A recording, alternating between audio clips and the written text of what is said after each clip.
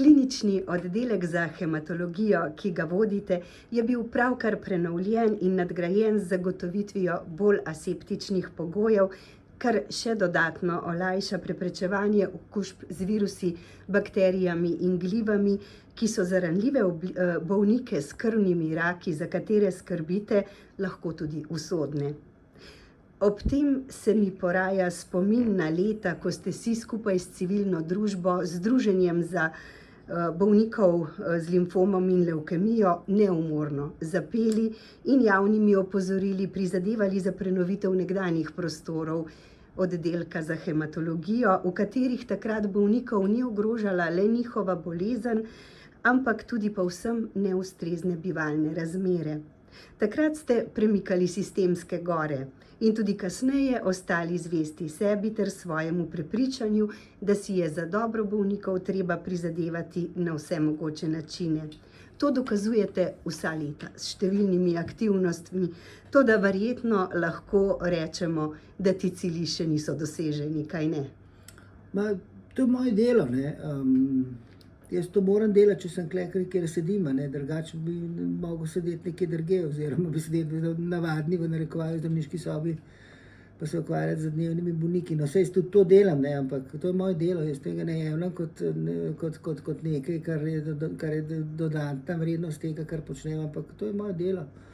In normalno je, da mora nekdo, ki vodi eno stvar, ne, pa ali je to kuhar v kuhinji, ali je to vzgojiteljica v vrtcu, ali pa predstojnik kliničnega oddelka za hematologijo, da se ti mota po glavi, kako bi še izboljšal delo, kako bi izboljšal recimo potek kuhanje, kako bi izboljšal kvaliteto malčkov na sprehodih, ki grejo ven z vrtcem, ne. Jaz razmišljam pa, kako bi izboljšal za bolnike kakšna stvar. In ker si upam reči dosti raznotere misli, imam, da tako rečem to staro besedo, ne, imam veliko idej.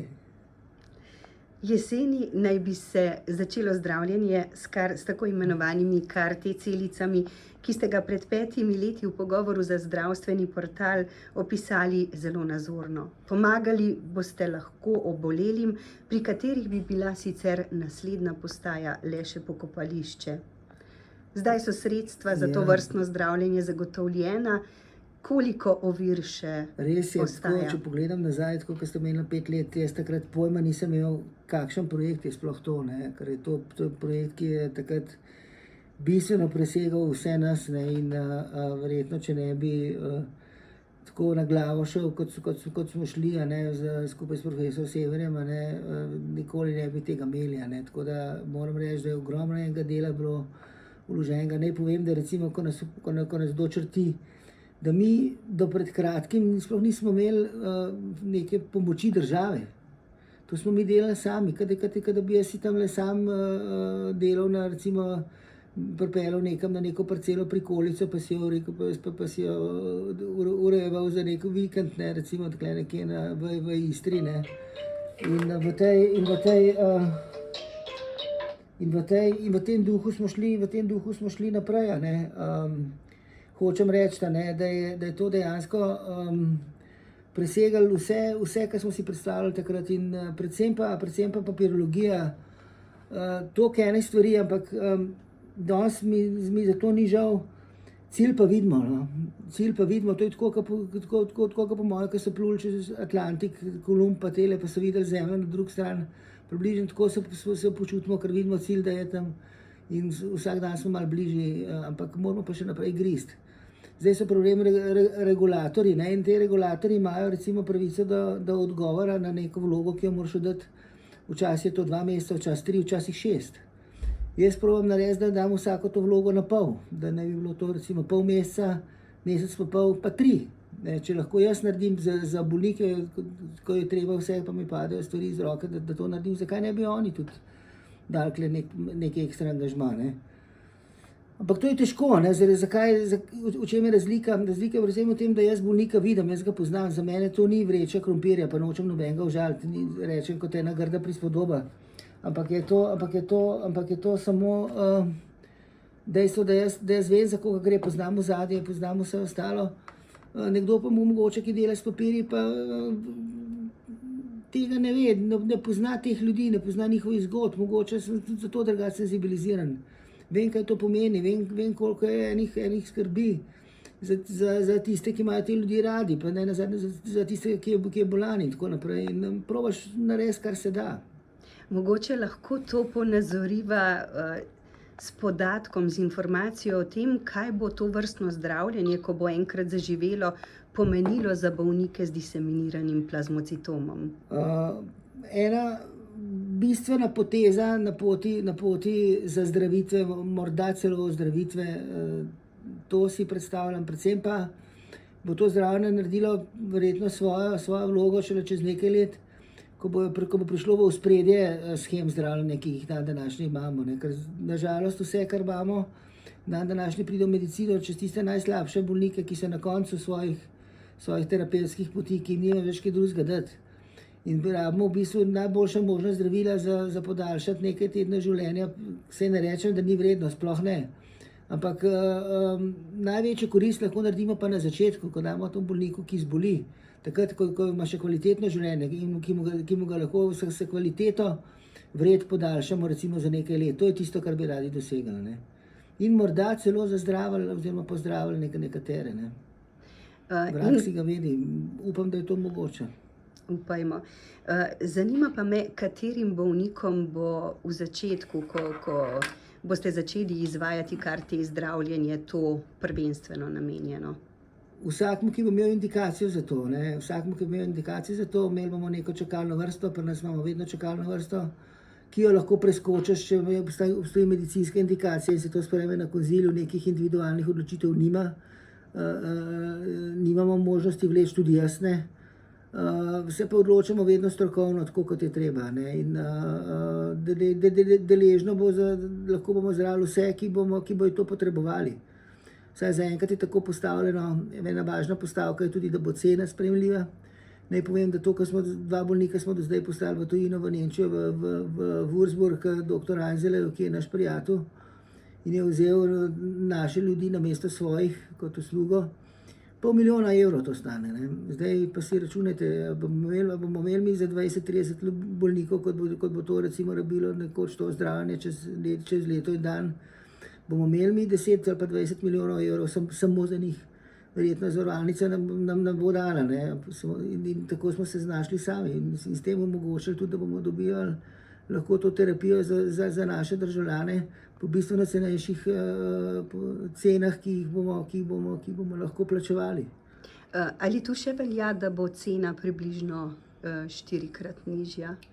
Računamo, da bomo po teh sedanjih izračunih prišli na okrog 150 000, kar je še vedno veliko, da se razumemo, ne? Ampak to so cene, ki jih dajemo, ki jih plačamo za presaditev krvotvornih matičnih celic, predvsem tisto alogeno. Ne? Tako da ogromno denarja še vedno, ne? Ampak bistveno manj kot €500 000 je pa 150. Ne? Dejstvo je, da imamo kakovostno zdravstvo, saj to kljub težavam, ki se razraščajo v sistemu, zagotavlja široko paleto možnosti za zdravljenje, tudi tisto najbolj sofisticirano, ki ga omenjate in udejanjate tudi vi na vašem kliničnem oddelku in ki je primerljivo z bistveno razvitejšimi državami od Slovenije. Kakšen bi bil vaš recept za ureditev pogojev, ki bi omogočila optimalnejše delovanje javnega zdravstva s krajšimi čakalnimi dobami, s celovitejšo kadrovsko zasedbo in z možnostmi za res celostno obravnavo obolelih, vključno z rehabilitacijo? Vsak lahko nekaj doda, ne? Vsak med nami ima rezerve, vsak lahko nekaj doda. Jaz mislim, da je največja napaka bi bilo šparati na personalu, ne? Ker plače, stroški nastajajo z svinčnikom, ki ga v svojih rokah vihti zdravnik, ko piše po temperaturnem listu in odloča, komu ja, komu ne in tako naprej. Tisto stane. Ne? Ne stane pa kader, ki recimo preveri, ali ima nekdo vročino ali ne, ki ukrepa, če ima vročino, ki odreja nadzorne kožnine in tako naprej. Personal izboljša kvaliteto obravnave do te mere, da je narediti cenejšo tudi, ker je manj napak, jih potem poravnavamo na takšne in drugačne načine. In vloga zdravnika, kot jaz vidim, je predvsem ta, da za neko pametjo in pa občutkom, da ta denar, s katerim razpolaga, je tudi njegov, kar dejansko je kot davkoplačevalec. Da ne ravna z njim tako, kot ravna z njim, ko gre sam v trgovino, kupiti živila za svojo družino, ko pogleda, koliko kaj stane. In tukaj tudi ne pogleda, koliko kaj stane, ne uporabi, če je le mogoče cenejše zdravilo, ne prihrani, a ne se vpraša, ali res mogoče bolnik to rabi. Predvsem pa se je treba vprašati, ali so ta najdražja zdravila, ki so tudi najboljša in tako naprej, ki imajo tudi številne sopojave, a je res mogoče pravilno, da z njim zdravimo recimo nekatere, ki so skoraj da dementni, nepokretni, ki nimajo kvalitete življenja, praktično nikakršno, ne. Take stvari se moramo odločiti. Ogromno je tudi pritiskov se strani svojcev, ki jim je marsikdo težko kos, predvsem mlajši zdravniki, tako da je recimo odgovornost starejših, a ne, da pomagajo mlajšim v takih stvareh. Skratka, veliko stvari imamo, kjer lahko mi izboljšamo, naredimo svoj prispevek k racionalnejši porabi zdravila in s tem tudi k nižjim cenam. In to bomo mogli delati. Ker treba je vedeti, da imamo praktično v vsaki stroki imamo ta draga zdravila. In vsak dan malo pihnemo noto ta balon. In stene, ki iz tega balona delujejo na zunanjo steno balona sile, so vse večje. In če ne bomo spuščali iz tega balona tudi malo zraka, bo počel. In ko bo počel za vse nas. In težko bomo našli nov balon, da ga bomo začeli napihvati. Kakšen pa je vaš pogled na zdravniško stavko, ki zdaj traja že dobrih 5 mesecev, in kako ocenjujete odzivanje vlade na opozorila, da je za ohranitev javnega zdravstva treba ukrepati drugače? Jaz mislim, moje mnenje je sledeče. Glejte, bolniki so bolani, imajo tudi bolezen, imajo v samem nazivu, kako jih imenujemo, bolniki. In mislim, da nobena izmed stavk medicinskega osebja ne sme biti vezana na tistega, ki rabi pomoč, zaradi katerih smo tukaj.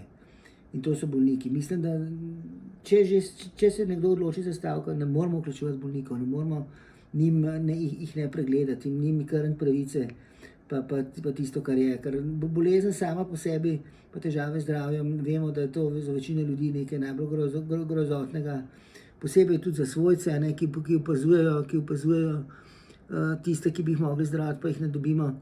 Pa ni treba, rečemo, pa sej večini itak ni nič takega. Ja, v redu. Ampak treba je vedeti subjektivnost zaznave, kaj pomeni bolezen za nekoga. Za nekoga je oraščen noht konec sveta. Nekomu drugemu pa amputacija noge ni nekaj, kar se more narediti, recimo racionalno sprejme. Tega mi ne vemo, kako ljudje subjektivno doživljajo. In bolnikov ne bi smeli se mi dotikati s svojimi stavkami. Dajmo stavkati za lakoto, za tem, da ne pijemo, dajmo stavkati na kakšen drug način, da ne spimo, recimo, karikiram, malo, da se pošalim, ampak bolnike moramo pustiti pri miru. Pa še nekaj bi tukaj omenil, mi ne moramo delovati kot zdravniki kot neka enotna skupina, kot neka celota v zdravstvu. Ker celota v zdravstvu smo z vsem drugim osebjem, ki ga imamo, z medicinskimi sestrami, diplomiranimi srednjimi strežnicami, vratarji, kuharji, ki so v kuhinji. Vsi mi smo ena in ista in mislim, da bi mogli mi, tako kot v vojni, tisti, ki vodijo, glede na to, da smo nekaj vodilni kader v bolnišnicah, ustanovah, in bi mi mogli pomagati tudi tistim, ki so bistveno šibkejši od nas. Drugače si neke moralne pravice početi, kar počnemo, ne zaslužimo. Pustimo denarje, sej marsikdo ne rečemo, številni izmed nas so podplačani, da bi lahko zaslužili več. Ne rečem, da je kdorkoli plačan preveč, daleč od tega, ampak mi vseeno živimo v redu, se težko pritožujemo, da so naši otroci za kaj prišparani. Recimo jaz, če pogledam moje otroke, so hodili v šole, v tujino tudi, na jezikovne tečaje. Imeli so praktično vse, kar so si izmislili. In če gledaš, recimo, vsaj jaz, meni recimo, bolj kot zase štejem na otroke, njim so recimo lahko mogoče vse.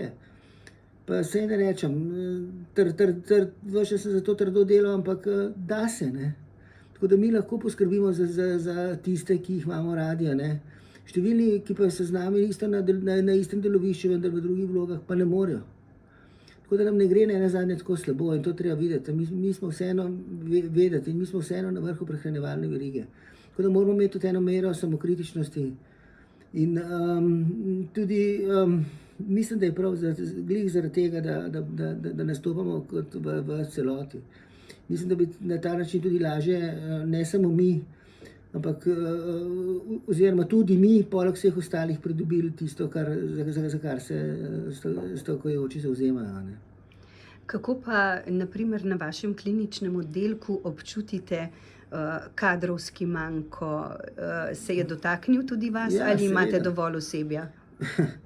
Osebje je dovolj, ker funkcioniramo nekako, ne? Ampak hočem reči, dovolj je zaradi tega, ker stvari grejo nekako v redu, ampak grejo zato, ker delamo vsi prekomerno. Predvsem se to nanaša na medicinske sestre, srednje diplomirane in na pomožno osebje. Ne? Zdravniki še nekako skrpamo tele svoje luknje, ne? Imamo kar nekaj, še mogoče rezerv bi se našlo, ne? Pa ne rečem, da kdo ne dela, ne? Ampak vedno se da kaj narediti. Dočim sestre, ne? Moram pa reči, da pa za pogostostjo njihovih turnusov, dežurstv pa res tanko piskajo. Ne? In recimo pri nas tretjine sester manjka. Ne? Tako da recimo, ko vidiš, da stvari tečejo, si rečeš, pa sej gre. Ampak se vam moraš spomniti vedno ob tem, da gre za to, ker te ljudje so pripravljeni delati bistveno več, kot bi lahko. In delajo tudi na račun svojih družin, tako kot tudi mi, ne, dostikrat delamo na račun svojih družin in kakšnih neumnosti, ki jih potem naši otroci zagrešijo ali pa ne naredijo, si jih lahko pripišemo delno tudi sami, ne, ker nas ni bilo doma. Ljudje vas imajo radi, pacienti vam zaupajo, kolegi vas spoštujejo. Zaposleni na kliničnem oddelku, ki ga vodite, radi delajo z vami in delajo tudi več, kot ste pravkar povedali. Skupaj udejanjate skrb za bolnike s krvnimi raki in z različnimi zdravljenji pomagate premagovati bolezen in izboljšujete kakovost njihovega življenja. Verjamem pa, da v sestavljanju celostne slike manjka še nekaj koščkov sestavljanke, kateri so oziroma bodo bistveni. Ja, če delamo na delo, ne, imamo kar nekaj še stvari za narediti. Recimo pri nas, kot sem rekel, meni idej ne zmanjka. Ne. Ena izmed takih je bila, pred kratkim sem imel govorni nastop v Novem mestu. Pa ker v Novem mestu sem se spomnil, da je tam Revoz, pa sem na koncu rekel, a je slučajno kdo iz uprave Revoza, ki je v bližini, ne, mi bomo začeli delati paliativno oskrbo za naše bolnike, pa bi rabo en avto. Pa res pride potem na koncu, ko je bilo konc tega nastopa, pa so ljudje tam so se malo pogovarjali, pa so prihajali do mene, pa pride ena gospa v rumeni ovci, pa pravi, ja, jaz sem pa iz uprave Revoza. Bom probala dobiti tole, ne. Ampak še predno sem uspel z njo navezati tesnejši stik, je pa ena gospa, ki je bila svojka od enega našega pokojnega, kjer smo mu pomagali v kontekstu paliativne oskrbe za našimi, da rečem temu, prostočasnimi aktivnostmi. Smo pomagali tudi temu gospodu, je prišlo do donacije enega avtomobila, s katerim bomo glih jutri podpisali pogodbo in verjetno začeli zdaj koncem meseca avgusta z paliativno oskrbo naših bolnikov hematoloških na domu. Kasneje bomo pa seveda, ker ta avto ni samo za hematologijo, ponudili tudi ostalim internim klinikam, ki si bojo to zaželele početi, da lahko dobijo vse to na uporabo, kar bomo imeli. Tako da smo zdaj izobrazili tudi naš negovalni kader, tudi zdravniški kader usposabljamo in bomo to nudili na domu, da bomo naše bolnike lahko tiste terminalne, da jim ne bo treba hoditi do nas, ampak bomo mi do njih prišli pa jim ponudili roko, pa da lahko dostojno odidejo kot ljudje. Ne. Ker jaz mislim, da je velik privilegij umreti doma. To, kar zdaj pripovedujete, ni le dosežek, ampak je presežek, ki kliče k zgledom, se mi zdi. Financiranje je tudi urejeno, ni vsi urejeno, tako da služiš na tem, ampak lahko posluješ na ničli. Predvsem pa moram reči, da sem presenečen bil tudi sam, ker ko sem rekel to, kdo bi se želel s tem ukvarjati, tako pa negovalnim kot zdravniškim kadrom, je bilo odziva celo preveč. Tako da je bilo nekaterim celo treba reči ne in vsakem čas, no. Tako da ljudje imajo občutek za to.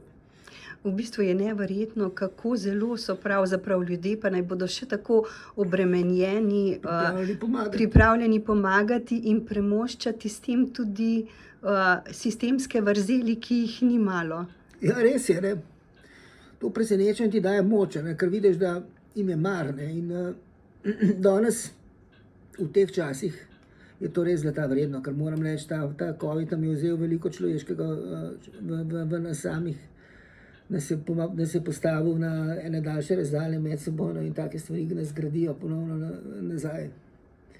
In lepo. Lepo, ja. Po drugi strani bi vas vprašala, mi lahko zaupate, kakšen je vaš recept za sobivanje s težko boleznijo in za istočasno opravljanje tako odgovornega in s predanostjo prežetega dela? Ste Parkinsonovi bolezni postavili meje in ji tako preprečili, da bi jih bolezen postavila vam? Kako vam to uspeva? Težko. Včasih imam tudi nekaj pomoči, ne. Recimo zjutraj dostikrat zamudim v službo, ker sem zjutraj enostavno tako sesul, da se rabim sestaviti, rabim recimo pol ure, da se pretegnem, da se razgibam, da lahko začnem kolikor toliko normalno hoditi. Pa gre, ne. Tako da tudi imam recimo pravico, v narekovaju sem si izboril, sem pa zaprosil, da imam da 2 dni delam od doma, če se slabo počutim, lahko ostanem tudi doma, naredim tisto, kar je od doma. Se ni zabavno, da ne bi naredil, ker nadoknadam vse te manjkajoče ure, vrnem potem po noči in tako naprej. Ne. Ampak se pa probam disciplinirati v tem, da ne presegam več do tolikšne mere delovnika, da recimo delovnik ni več 8, ne 18 ur skoraj, ne, ampak recimo kakšnih 10, rečemo temu, tako da probam tudi sam malo z gasa stopati, ker dejansko se vidi, da uničujem sam sebe.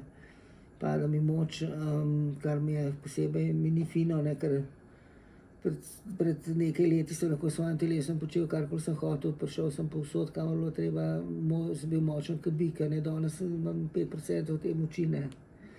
In tudi čakam, ne, oktobra si gre zrihtati bazalno stimulacijo teh bazalnih ganglijev in računam potem na višjo raven dopamina v moji glavi, tako da računam, da bom postal še bolj zmogljiv. Pa že zdaj presegate vse to zmogljivost dal okvire. v prosti čas. To zmogljivost mislim, da v prosti čas, ne v delo je postopno dovolj, ne. Imamo pa še kar nekaj stvari, ne rečemo, ne. Moramo urediti naša rak rana je tudi so ambulante, pa dnevna bolnišnica. Ne spomnim, da je bilo to recimo takrat preden COVID prišel naša prioriteta, kot klinični center govorim, bi mogli zrihtati ambulante pa dnevne bolnišnice tudi za transplantirati za solidne organe. Mogoče se spomnite, ZVD je bil takrat v igri, pa druge stvari, skratka, tik pred tem se je že risalo vse. In potem vem pa šel COVID in zdaj kar naenkrat je to padlo na rep vseh investicij UKC-ja. Tukaj treba spomniti se še enkrat, da te bolniki, ki hodijo, ki so zdravljeni s transplantacijo tako solidnih organov kot krvotvornih matičnih celic, še vedno hodijo v ambulante, ki niso temu primerne, ker je preveč stika z drugimi v dnevne bolnišnice, ker ležijo en zdrav drugega in si prenašajo okužbe. In moramo jih dejansko v nekaj letih to na hitro urediti, ker če hočemo biti sodobni, moramo to narediti, drugače ne bomo, drugače smo srednji vek. Tako da to je recimo tisto, kar moramo dejansko urediti, ne. Nujno. To so izzivi, ki še vedno čakajo na profesor dr. Sama Zvera in njegovo nekoga razširjeno drugega, ne. ekipo, tako, ne. Pa zanima me še to, kako je videti, ko se zdravnik znajde na drugi strani v vlogi bolnika?